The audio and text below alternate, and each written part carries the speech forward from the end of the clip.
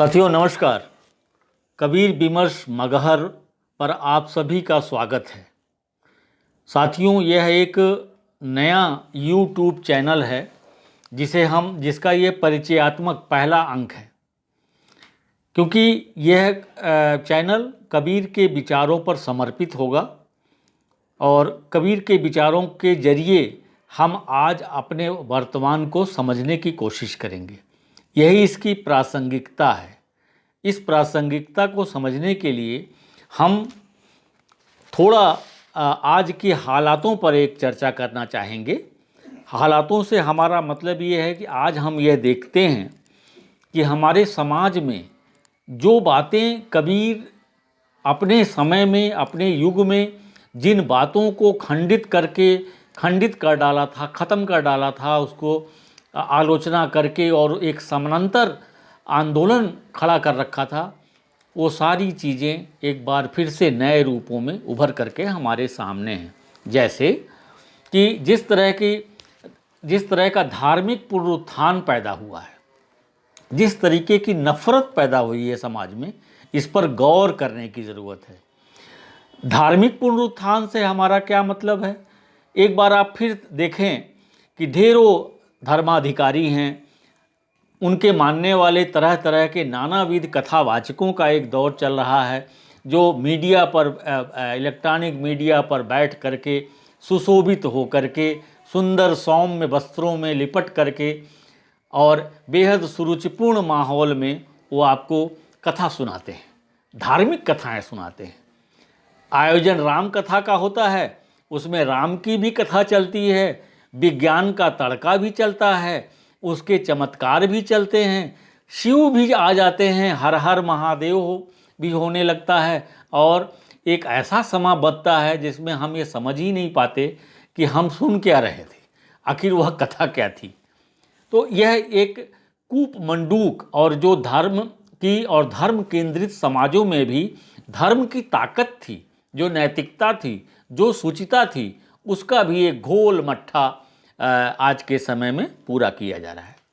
दूसरे हाथ हम ये पहली बार देख रहे हैं कि समाज में हमारे यहाँ एक तरह की धार्मिक नफ़रत पैदा हुई है, इंसानों की इंसानों से, धर्म के आधार पे, जाति के आधार पर, क्षेत्र के आधार पर आपको आश्चर्य होगा, पूर्वी उत्तर प्रदेश पिछड़ा हुआ है, बिहारी है, इस तरह की जो आप उक्तियां देते हैं, तो क्षेत्र पर उन व्यक्तियों को, उन रहने वालों को एक तरह से हम अपमानित करते हैं, एक तरह से उन्हें पिछड़ा मानते हैं। और यह मानना भी अपने आप में कितना गलत है, जिस पर विचार करने की ज़रूरत है। इतना ही नहीं, धर्म के आधार पर तो कभी कभी ऐसा लगता है कि क्या हमारे वो पुरखे जिस ज़माने में वो धर्म जन्म ले रहे थे, तो क्या इतने कायर थे जो इन्होंने अडॉप्ट कर लिया, स्वीकार कर लिया और एक जीवन में चल पड़े। हम समझते हैं कि आज इन प्रश्नों पर एक बार विचार करने की ज़रूरत है। आर्थिक अमीरी और गरीबी तो लगी रहती है, यह बातें हम तो रोज़ कहते हैं, लेकिन आर्थिक आधार पर अगर कोई आपसे कम आर्थिक शक्ति वाला व्यक्ति है या कमज़ोर आर्थिक आधार वाला है, तो यह पहली बार देखा जा रहा है कि इस आधार पर आप उसे हे दृष्टि से देखें। मनुष्य में ये बंटवारे बड़े ही भयानक हैं। ऐसी स्थिति में हम समझते हैं कि कबीर को याद किया जाना चाहिए। और ये एक और प्रसंग भी है कबीर को याद करने की। मैं आपको बताना चाहूँगा कि जब हम लोग की टीम के सदस्य साथी जो आज हम इकट्ठा हैं कबीर विमर्श समूह के रूप में, कई बार ढेरों मठों और मंदिरों के धर्माचार्यों से मिले, कबीर पंथ के भी ढेरों लोगों से मिले, तो बड़ी अजीब और हतप्रभ कर देने वाली स्थितियां हम लोगों के सामने, हमारे साथियों के सामने पैदा हुई। उनको लगा कि अरे, और लोगों के भगवान तो बड़े चमत्कारी हैं, वो तो चमत्कार से रोग ठीक कर देते हैं, वो तो चमत्कार से किसी की गरीबी हर लेते हैं, हमारे कबीर साहब तो ऐसा कुछ नहीं करते हैं। तो उन्होंने तरह तरह के पाखंड ओढ़ने शुरू किए, उनके मठों में पाखंड ओढ़ा जाने लगा। कुछ लोग कबीर आरती करने लगे, कुछ लोग दिया जलाने लगे, कुछ मठाधीश्वर उनको आशीर्वाद की मुद्रा में आशीर्वाद देने लगे और बदले में बंदगी वसूल करने लगे। बंदगी शब्द से आपको एक बात जाननी चाहिए कि बंदगी कबीर पंथ में जब कोई एक व्यक्ति दूसरे व्यक्ति से कबीर पंथी मिलता है तो बोलता है साहेब बंदगी। और जाते समय उस मठ के लिए जो हमारी भावना होती है कि भाई इस मठ के निर्माण कार्य के लिए, भाई इसके लिए जो हम सहयोग करना चाहते हैं उसको भी बंदगी की जाती है, जिसको कि आम भाषा में आप दान के रूप में जानते हैं। तो आज पूरा ध्यान उनका आशीर्वाद और बंदगी उगाहने पर है। यह देख करके बड़ा ही मन क्षुब्ध हुआ कि आखिर उनके अनुयायियों में ये बातें क्यों आ रही हैं। लेकिन इसमें कोई अचरज तब नहीं हुआ जब हमने कबीर के मुंह से ही ये बात सुनी और कबीर को याद किया कि जब उन्होंने यह कहा था कि बूढ़ा वंश कबीर का उपजे पूत कमाल। देखिए, भ्रम में मत पड़िएगा, कमाल उनका लड़का था ऐसा कहा जाता है, लेकिन वो सिर्फ अपने बच्चे की ही बात नहीं कह रहे हैं, वो उपजे पूत कमाल यानी उन सभी अनुयायियों के लिए यह बात कह रहे थे जिन्होंने कबीर के मर्म को नहीं समझा। उसको साफ साफ कहते हैं कि बूढ़ा वंश कबीर का उपजे पूत कमाल, यानी ऐसे ही जब अज्ञानी हमारे अनुयायी हैं, ऐसे ही लोग जब हमारे अनुयायी रहेंगे तो मेरा वंश, मेरी विचार, मेरा सोच तो डूबेगा ही डूबेगा। कबीर साहब उस समय देख लेते हैं। अब आप महसूस करें कि हम क्यों कबीर को याद कर रहे हैं, कबीर को इसी रूप में याद कर रहे हैं।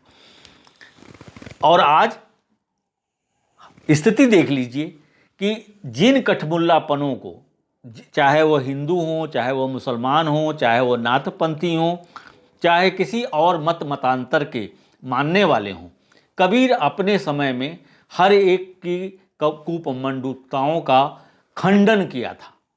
जैसे मूर्ति पूजा के वो विरोधी थे, यानी बुद्ध को पत्थर की मूर्ति बना करके उसको पूज लेना ही अगर ईश्वर की आराधना है तो उसके विरोधी थे। उन्होंने साफ साफ कहा कि पाथर पूजें हरि मिलें, मैं पूजूं पहाड़, घर की चाकी कौन पूजे, जाका पीसा खाए। अब ये बातें आज फिर हमारे सामने हैं। आज हमें तरह तरह से नानाविध प्रकार के देव और नानाविध प्रकार से हमें इसी कूपमंडूकता की तरफ पुनः लोगों ने खींचा। इसी का ही महिमा मंडन हम देखते हैं और इसी के लिए हम ये भी देखते हैं कि इन्हीं कूपमंडूकताओं की पराकाष्ठा ये है कि हम इसके लिए एक संघर्ष देखते हैं, विद्वेष देख रहे हैं। ऐसा करने के लिए एक विद्वेष पैदा किया गया, राजनीतिक विद्वेष पैदा किया गया। राजनीतिक शक्तियों ने इसका भरपूर अपने पक्ष में इस्तेमाल किया। ठीक है, तो यह क्या है? यह तो एक पतन है। यह हमारा एक जो आध्यात्मिक, हमारे मन के भीतर जिस आध्यात्म की ज़रूरत होती है, हम सभी की ज़रूरत होती है आध्यात्म।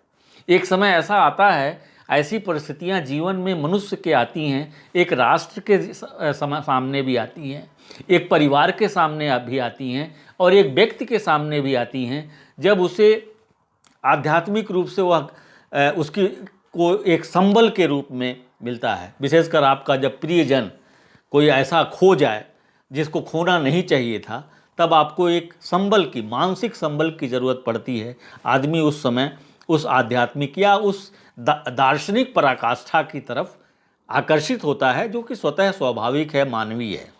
लेकिन उसके बजाय हर वह चीज़ आज धूमिल कर दी गई है। संक्षेप में कहूँ तो जिन गंदगियों को कपड़े की तरीके से, गंदे कपड़े की तरीके से कबीर साहब ने मुगनी पर रख करके, खींच करके, तराश करके, धुल करके, चमका करके टांग दिया था, एक बार फिर वह हमारे सामने अपने उसी गंदगी के रूप में, गंदे रूपों में हमारे सामने आ उपस्थित हो गई हैं। इसलिए हमने महसूस किया कि आज एक बार फिर से इस मध्ययुगीन दार्शनिक को, इस मध्ययुगीन कवि को, इस मध्ययुगीन संत को, आप जो कहना चाहें, इस मध्ययुगीन संत को याद करने की ज़रूरत है। उसके कहे हुए वचनों को जानने और समझने की ज़रूरत है और उसके कहे हुए वचनों में ही हमें आज के सत्य को परखने की ज़रूरत है। क्योंकि कबीर का मतलब है कबीरता। कबीरता से आशय क्या है? एक सुनिश्चित जीवन, एक सुनिश्चित आचार व्यवहार, एक मानवीय गरिमा से लवरेज व्यक्तित्व और अपने काम और कर्म और कर्मशीलता में बिना कोताही किए हुए एक ऐसा व्यक्तित्व होता है जिसे हम कबीरता कहते हैं, कबीरत्व कहते हैं। ये उनकी सोच थी। इन सारी चीज़ों को याद करते हुए हमने जो है कबीर को ये ठीक समझा कि कबीर को एक बार फिर से याद करने की ज़रूरत है। आप जैसे साधु संत कथावाचक महात्मा श्री श्री 1008 जो भी कहते हैं, ऐसे लोगों के लिए कबीर साहब क्या कहते हैं? कबीर साहब ने तो साफ साफ कहा कि साधु भूखा प्रेम का, साधु भूखा प्रेम का, धन का भूखा नाहीं, धन का भूखा जो फिरे सो तो साधु नाहीं। साफ साफ कहते हैं साधु प्रेम का भूखा होता है, ज्ञान का भूखा होता है, एक दूसरे से मिलने और कल्याण का भूखा होता है। उसे धन की लालसा नहीं होती है। लेकिन अगर किसी को धन की लालसा है और वो साधु वेश भी है तो वास्तव में धन की लालसा रखने वाला साधु है ही नहीं, उसे साधु माना ही नहीं जा सकता है। यह एक सच्चाई है। कबीर के इस कथन में, कबीर के इन विचारों की रोशनी में जरा आज के इन तथाकथितों को आप देखें तो आपको यह अंदाज लगेगा। इसीलिए हमने ज़रूरी समझा कि एक बार फिर उस मध्ययुगीन 15वीं शताब्दी के इस महान विचारक को फिर से समझा जाए, उन पन्नों को पलटा जाए, उनके साखी शब्द रामायणियों को जो उन्होंने लिखा पढ़ा है उसको एक बार फिर बाँचा जाए, आपसे साझा किया जाए और हम और आप मिल करके एक समझ बनाई जाए और समाज में एक बार उन तार्किक और ऐसे मूल्यों को हम ले चलें जो हमारे लिए मददगार हो। हमारे लिए मददगार से हमारा क्या मतलब है?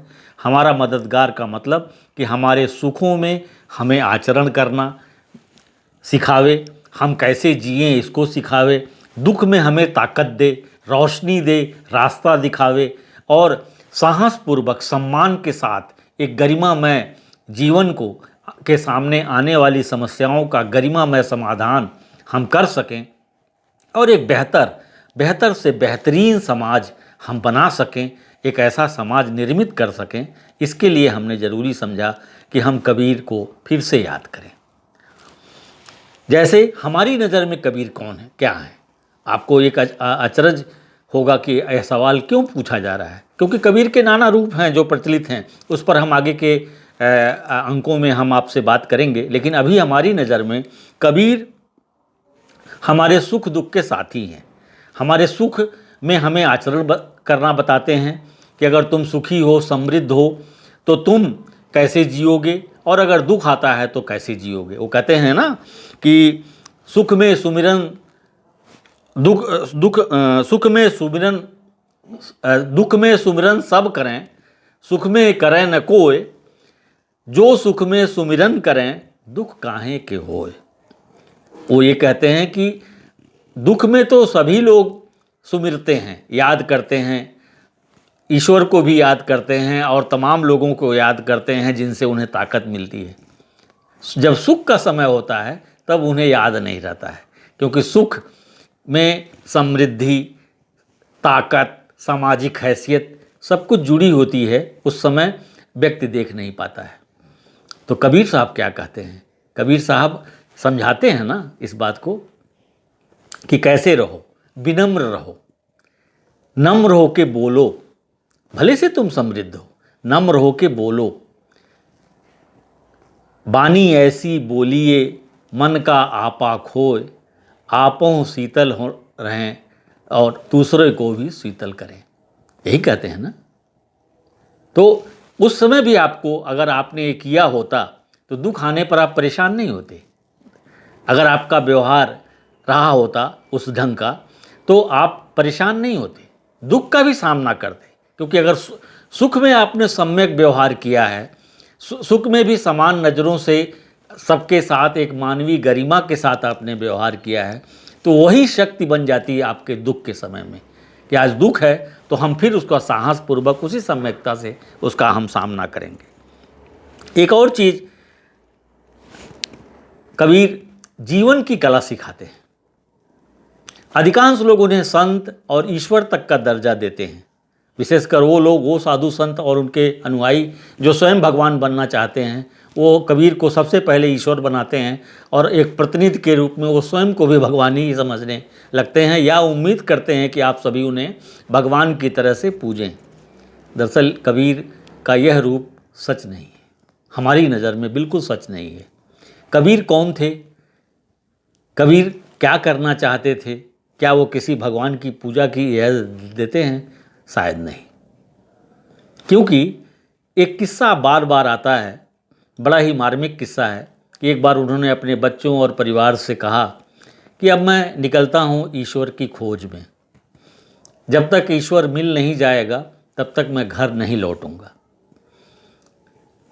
ऐसा कह करके और एक दिन वह खा पी करके अपने परिवार से विदा लेकर के चले गए। हफ्ते भी गुजरे, 10 दिन गुजर गया, 15 दिन गुजर गया, 20 दिन गुजर गया, कबीर साहब अभी लौटे नहीं। लेकिन देखा कि 20-25 दिन के बाद 25वें दिन कबीर साहब वापस आ गए। तो उन्होंने कहा, आपको ईश्वर मिला? तो उन्होंने कहा, हाँ भाई, मैंने ईश्वर को पा लिया, बस इतने ही दिनों में। बोले, हाँ इतने, अरे लोग तो न जाने कितने दिनों से तपस्या करते हैं, वर्षों गुजर जाते हैं, उनके शरीर पर पेड़ पौधे वृक्ष गुजर जाते हैं, तब तक उन्हें ईश्वर का दर्शन नहीं प्राप्त होता है। आपको 25 दिन में ही दर्शन प्राप्त हो गया? बोले, हाँ मुझे दर्शन प्राप्त हो गया। अरे पहले मुझे बैठाओ तो सही, बैठने दो, एक गिलास पानी तो दो, इतनी दूर से मैं आया हुआ हूँ, फिर इत्मीनान से मैं तुम्हें बताता हूँ। खैर परिवार ने उनका स्वागत सत्कार किया, वो शांत हुए, पानी पिए, थोड़ा सा सांस ली, इत्मीनान के साथ उन्होंने फिर अपने समूचे परिवार को बिठाया और उन्होंने कहा कि हाँ मैंने ईश्वर को पा लिया है। तो बोले, कैसे, कैसा होता है, कहाँ होता है, क्या रूप है उनका? तो बोले, देखो वो ईश्वर, ये हमारे दोनों हाथ हैं, यही हाथ ईश्वर हैं, यही जो पैदा करता है, यही जीवन है, यही जीवन की संचालक शक्ति है। ईश्वर हमारे में हमेशा विद्वान है। हमारा मन, मस्तिष्क और काम जब समेकित होकर के कोई नया उत्पादन करते हैं, नई चीज़ पैदा करते हैं जो समाजोपयोगी है, समाज को आगे बढ़ाता है, वही ईश्वर है, कर्म ईश्वर है। मैंने यही पाया कि कर्म ईश्वर है, बाकी कोई और ईश्वर की तलाश करना निरा मूर्खता और व्यर्थ है, समय जाया करना है। कबीर साहब की ये बातें सुन करके बिल्कुल परिवार हक्का बक्का रह गया, आश्चर्यचकित रह गया। लेकिन इस कहानी का मर्म ये है कि कबीर साहेब कर्म को ही प्रधान मानते थे। कर्म का मस्तिष्क से योग, यानी पूरे मनोयोग के साथ, जिसे जो शब्द है मनोयोग, यानी मन यानी विचार और शरीर में हाथों से जो कुछ भी तन्मयता से हम पैदा करते हैं, समाजोपयोगी पैदा करते हैं, वही कर्म ईश्वर है। इसका मर्म ये है। इस रूप में हम देखते हैं कि सुख और दुख और कर्म, सब में कर्म को वो प्रधान रूप से स्थापित करते हैं। कर्म की हमेशा प्रेरणा देते हैं, चाहे आप किसी भी पेशे में हो, किसान हैं, आप वकील हैं, डॉक्टर हैं, इंजीनियर हैं, राजनेता हैं, अगर सच्चे मन से मानव को केंद्र में रख करके आप सोचते हैं और अपना पूरा तन मन और सारी इंद्रियों को उस काम पे लगाते हैं, यही कबीर है, यही कबीरता है, यही कबीरत्व है। कबीर ये बातें कबीर स्वयं कहते हैं। इसी बात को बार बार रेखांकित करते हैं और तरह तरह से, और बिल्कुल आपको ये अचरज होगा जान के कि कबीर को अग्निमुखी कहा जाता है। अग्निमुखी का मतलब जिसके मुंह पर ही आग हो, जिसका मुंह ही आग हो, यानी जलता हुआ सत्य कह देने की जिसकी क्षमता हो, उसे अग्निमुखी कहा जाता है। बहुत ही साफ शब्दों में अपनी बात वो बिना लाग लपेट के कह देना चाहते हैं। इसी रूप में जब वो कहते हैं कि जब आप दुख में सुमिरन सब करे, सुख में करे न कोई। तो सीधी सीधी बात है, जब सुख में और समृद्धि में है तो आपकी गर्दन टेढ़ी नहीं होनी चाहिए, क्योंकि उस समय वो आगाह करते हैं कि अक्सर लोग अपने को दंभ में जीने लगते हैं और दूसरे को कुछ नहीं समझते हैं। तो बहुत सटीक बात कहते हैं कि दुर्बल को न सताइए, गौर करिएगा, दुर्बल को न सताइए, जाकी मोटी हाय, मुई खाल के सांस से सार भस्म हो जाए। आप बहुत समृद्धशाली हैं, बहुत शक्ति है, राजनीतिक सत्ता आपके हाथ में, तो यह मत भूलिए किसी दुर्बल को भी मत सताइए, क्योंकि एक मरे हुए खाल के सांस लेने से उतना मजबूत लोहा भी गल करके भस्म हो जाता है। तो एक गरीब की आह से आपका सारा अहंकार भस्म हो जाएगा, यह आप हमेशा ध्यान रखें। कहने का मतलब ये है कि कबीर एक महान कवि हैं, हमारे जीवन के, हमारे कर्मों के, जीवन शैली के एक मार्गदर्शक हैं। हमेशा एक रोशनी ले करके खड़े हैं और पुरानी किसी भी कुप्रवृत्ति पर निर्मम प्रहार करते हैं और आगे बढ़ने के लिए विचारों की एक प्रचंड रोशनी ले करके आगे बढ़ते हैं।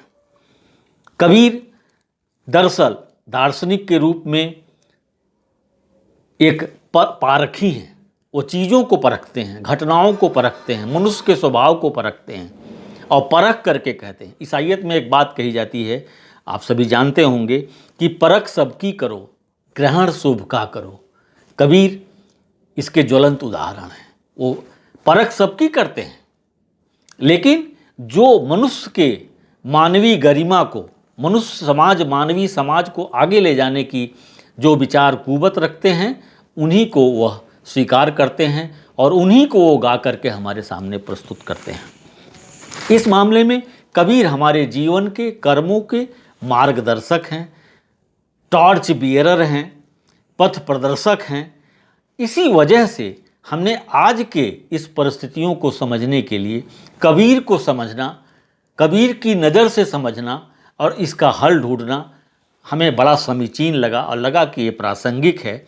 और आज कबीर के जरिए हम उनकी रोशनी को, उनकी शिक्षाओं को याद करें, अपने जीवन को समझें और अपने मन स्थिति को और एक सम्यक व्यक्तित्व के विकास में और एक सम्यक, जिसे आज के समय में समावेशी समाज के निर्माण के लिए, समावेशी व्यक्तित्व के निर्माण के लिए और अपने मन मस्तिष्क को समावेशी बनाए रखने के लिए, अपने अंतःकरण में समावेशी मूल्यों को रचा पचा पावें, इसके लिए हमने ज़रूरी समझा कि हम कबीर साहब की शिक्षाओं को गौर से और क्रमबद्ध ढंग से प्रस्तुत करें।